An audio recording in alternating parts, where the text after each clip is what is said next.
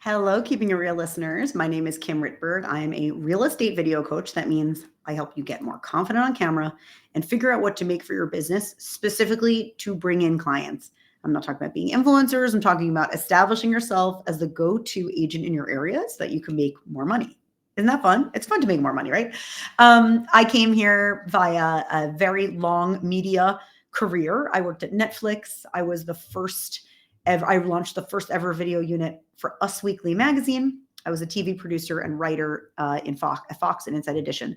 So I merged journalism with video production skills, meaning it's not just about like holding up your camera and being well lit, but your messaging underpins everything. So today I wanted to talk about AI, how you can use AI in your business, what you should do and what you shouldn't do. This is a topic I spoke about at Fast Company's Innovation Festival in the fall. And I get so many questions about it that I thought it'd be really great to share with agents. I love the Keeping It Real community. Make sure to drop me a line on Instagram or LinkedIn at Kim, Kimrittberg. And make sure to say that you're from Keeping It Real. And I really wanted to focus on AI because it's something that everyone's talking about, but it's important to not just like jump in and start using AI without really thinking about how AI can help you, but also how AI can hurt you. Before I get too far into this, I want to remind you that we have an amazing seminar coming up. Everything you need to know for 2025 to grow your business. It is going to be at keepingitrealwebinar.com. I think that's right. Anyway, it'll be in the show notes and you can go to kimrittberg.com/tips. I'll give you my free download, 10 tips to grow your video. And you can find me on Instagram or LinkedIn at KimRittberg.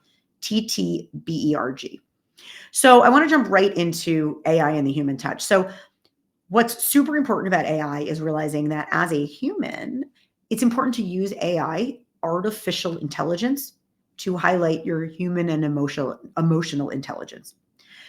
To cut through what that means jargon-wise is look around, right? A lot of people are posting generic stuff online on social media. And they're doing it because they feel like, oh, I have to feed this beast. I have to just create content and keep creating content. Step back and realize why you're creating content in the first place. We're creating content to remind people who we are, especially for agents. You're talking about connecting with past clients and connecting with potential future clients, but refreshing those relationships. One of my agents, David in New York, said to me, oh my God, Kim, I got a message from someone I worked with 5 years ago. He really liked my Instagram posts and wanted to have lunch. From that lunch, he got brought in on a new development. We're talking about millions of dollars in home sales from re-cracking that relationship, right? So refreshing the relationship, rekindling an old relationship because you're online. So what does that mean? That means when you get a boring, no offense, but a boring photo or whatever from your agency and you repost it, that's not really doing that much. It's not going to get a lot of engagement. It doesn't really remind people what they love about you. You really have to show up with your point of view and your perspective. I call it the 2 C's, connection and credibility. Show up to connect with people, remind them who you are, your hobbies, your personal life, obviously your professional perspective, and put that credibility piece. Why people should trust you, show them that you're an expert, show them you have business deals, that you love what you do. So now stepping into AI can help you with content. It can help you be more efficient, but you have to use it in a way that's highlighting your human side. If you're only using AI to just make more content, but you're not really pausing and thinking about how is it making you more human and more connected, it's a waste of time and it's a waste of money. Instead of putting out, let's say 5 pieces of AI content, put out 3 and run it through this filter. So number 1, you have to run it through a filter. You have to define your brand first. So if you don't know what your brand is, meaning who do you talk to, what's special about you, that's something that you need to start with. So message me. We'll discuss how you can figure out what your brand is, but you have to get a really strong hold of like, what's special about you? What do you love? What's your driving passion? Like I have agents, some love design, some love financial stuff, others love negotiating, others love getting people into their first home. That's a differentiator. It doesn't mean you only have to serve those people, but it's a differentiator. Okay. It's a niche. Doesn't mean you can't escape that niche, but it will help you grow faster to identify that. Then when you get your brand, I want you to tell ChatGPT who you are. Don't just say I'm an agent in Chicago. Don't just say I'm an agent in Houston, Texas.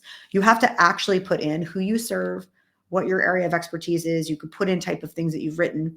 That's going to help it get you better content, right? So first you're going to put in, like, so for example, I put in, I am a video coach and public speaking coach who discusses video marketing and social media strategy. I write and speak in a professional but breezy tone of voice. And my target audience is real estate agents, coaches, consultants, and founders. That's all I'm going to tell ChatGPT for now, but it's way more than just saying I work in video. They're going to write something that's not in my voice. It's not going to seem like me. If I read it or post it, it's going to feel totally off brand. So, but if you do have even those 3 lines, you'll get pretty good stuff out of ChatGPT. Then you can ask for it to give you content ideas. So what I love about that is, and by the way, I have this in a free download. You can go to kimrittberg.com/AI, and I'm actually going to make sure to put this in the show notes. It's kimrittberg.com/AI. And then that has these tips written down in like a cute little PDF. But it is really, really important to understand how you're going to then leverage it into content. So AI can act as a great search engine, and it can come with ideas for you quickly. So it's a huge boost for your business. You can get ideas for social media, podcasts, videos, blogs, newsletters, all of those things. Now that ChatGPT knows who you are, right? We told it who we are. Now we can ask them questions. We could say, ChatGPT, hey, come up with 10 post ideas based on my profession and my audience. You can say, what are top 25 questions my audience has about my area of expertise? That's something actually, my client Randy in New York City, he's like a really amazing real estate influencer. Randy Barrio, shout out to him. He actually had this idea. He's like, ask them the top 25 questions and answers that your audience has. So ask it that people would want to know and then get those questions. You can see what the answers they give are, but always, always, always run it through your own filter. And now here's the filter. So you get the ideas from ChatGPT. You can say, write me a 60-second video script about this.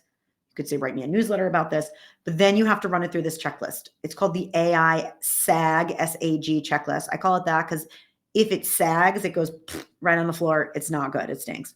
If it soars, it's amazing. S-A-G. S. Does it sound like me? So you're going to take that piece of content, that idea that ChatGPT gave you, say, does it sound like me? Okay. All right, maybe. A, do I agree with it? Sometimes ChatGPT will say something and you're like, I actually don't agree with that. Don't use that. If you don't agree with the idea, don't use it. And then G, is it generic? Generic is bad. It's really, really good if it sounds like something only you would say and only you would know. So you want to say, does it sound like me? Do I agree with it? And is it generic? And based on that, you can post it.